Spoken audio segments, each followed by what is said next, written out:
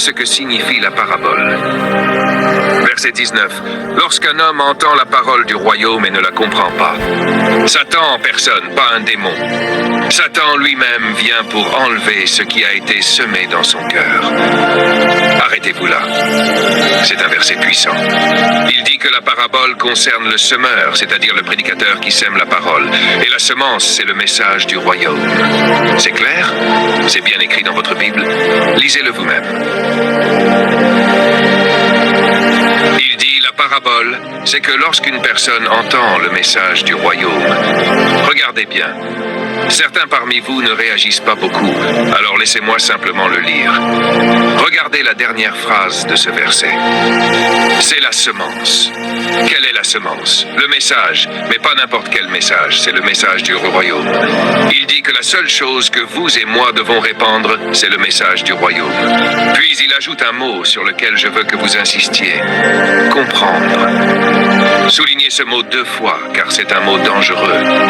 Il dit que le diable ne se soucie pas des autres messages. Il ne s'inquiète que d'un seul, le message du royaume. Mais je veux aussi insister sur ceci. Le diable ne se soucie même pas que vous veniez ici en visite. Ce qu'il ne veut surtout pas, c'est que vous compreniez.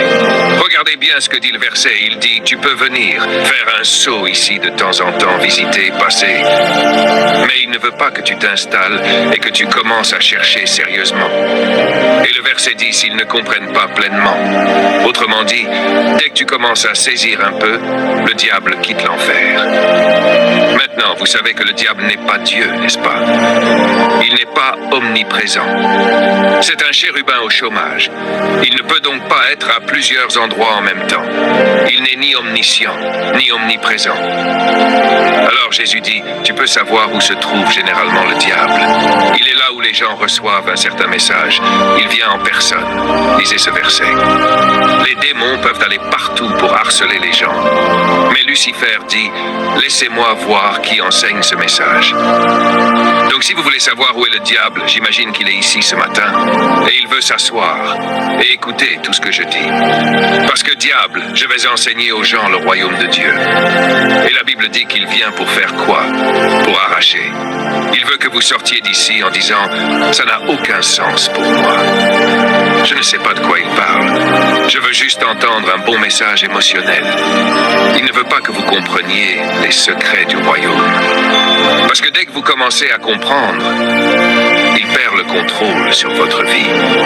Quelqu'un dit Amen, il a peur que vous compreniez un jour. Il ne se soucie pas que vous receviez un message sur la prospérité, ou la foi, ou la délivrance, ou le baptême, ou le sang, ou même des mots religieux. Tant que vous ne comprenez pas le royaume.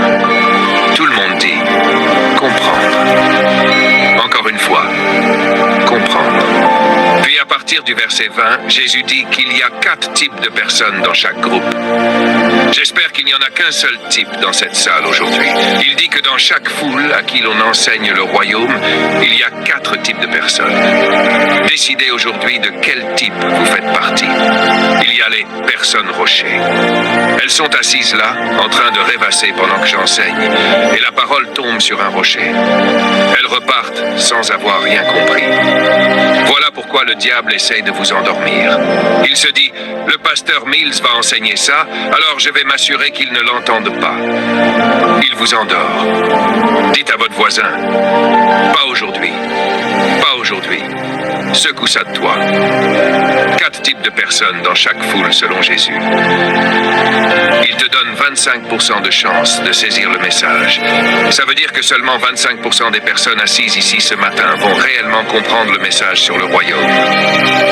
Il y a ceux qui détestent écouter. Ce sont les personnes rochers en train de rêver à autre chose. Puis il y a un autre type, la terre peu profonde. Des gens superficiels.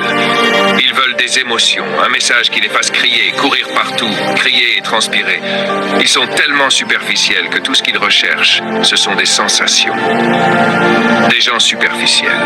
Oui, on était parmi eux, tu t'en souviens? On sortait trempés de sueur, sans avoir rien appris, juste des bêtises. Puis il y a le 3e groupe. Ceux qui sont là, qui disent Amen à tout ce que je dis, ils s'enthousiasment, mais en sortant, ils oublient tout. Il est dit qu'ils sont étouffés par les soucis. J'ai du business, faut que je m'en occupe. Les soucis étouffent ce que tu as entendu. Tu dis, je sais que Dieu m'a dit de ne pas m'inquiéter, mais quand même j'ai des enfants. Et tu laisses les soucis étouffer la parole. Tu es d'accord, mais tu n'obéis pas. Et puis il y a le dernier groupe. J'espère que vous êtes dans celui-là. Il dit qu'il y a des personnes comme une terre épaisse, riche. Oh Seigneur, elles viennent à la réunion avec leur sol déjà arrosé, prêtes à recevoir la semence. Qui veut faire partie de ce groupe? Il dit quand la parole du royaume les atteint, boum, elles germent immédiatement.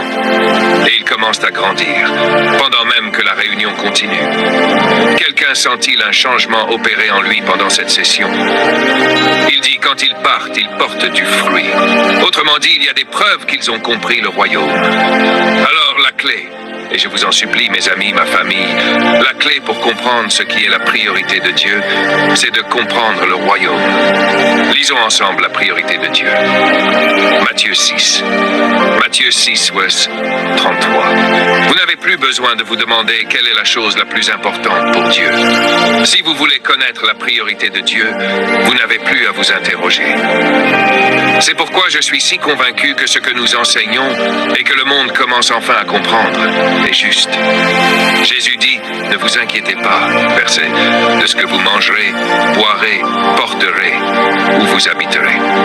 Et puis au verset 33, il dit, cherchez d'abord le royaume de Dieu et sa justice, et toutes ces choses vous seront données en plus. Gloire à Dieu. Quelqu'un dit, qu'il me soit ajouté, Seigneur. C'est une bonne nouvelle. Il dit, tu n'as pas besoin de chercher plein de choses. Cherche une seule chose. Cherchez d'abord. D'abord signifie aussi qu'il y a d'autres choses que vous pourriez chercher. Il y a des choses qui rivalisent avec votre attention, votre énergie, vos talents, vos dons, votre passion, votre force. Mais il dit, laisse tout cela de côté et concentre toute ton énergie, ta vision, ta passion sur une seule chose, le royaume. Et tout le reste te sera donné en plus. Écoutez bien ceci, la priorité numéro 1 de Dieu, c'est le royaume d'abord. Souvenez-vous de ce que nous avons appris dans cette série. Priorité signifie les choses à faire en premier. Et la première chose, c'est de chercher le royaume de Dieu. Mais il n'a pas seulement dit en faire une priorité, il a dit qu'il faut chercher. Si tu veux que ce soit en premier, tu dois faire quelque chose pour que ce soit en premier. Le chercher. J'ai fait un peu de recherche sur le mot chercher. Rappelez-vous, chercher d'abord le royaume de Dieu est un commandement divin. Vous n'avez pas le choix si vous êtes son disciple. Quelle est sa priorité? Le royaume d'abord. Quelle est sa priorité? Le royaume d'abord. Dites-le fort. Quelle est sa priorité? Que votre propre cœur l'entende. Quelle est sa priorité? La priorité de Dieu, c'est le royaume d'abord.